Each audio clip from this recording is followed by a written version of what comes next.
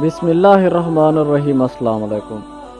خلافت عثمانیہ کے دور میں ترکوں کا کہنا تھا کہ مسجد میں نماز کے دوران اگر آپ کے پیچھے آپ کے بچے نہیں کھیل رہے تو آپ کے سامنے آپ کا روشن مستقبل ہرگز نہیں ہے۔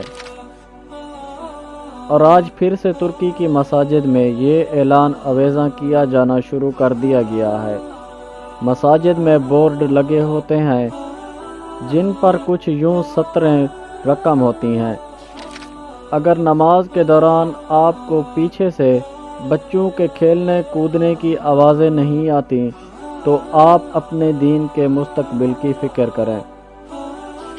اس کے برخلاف ہماری کوشش ہوتی ہے کہ بچوں کو مساجد سے دور رکھا جائے تاکہ ہم سکون سے نماز پڑھ سکیں۔ یاد رکھیے، آج کے بچے کل کے جوان ہوتے ہیں۔ اگر آج مساجد میں بچے نہیں ہیں تو کل مساجد میں جوان نہیں ہوں گے۔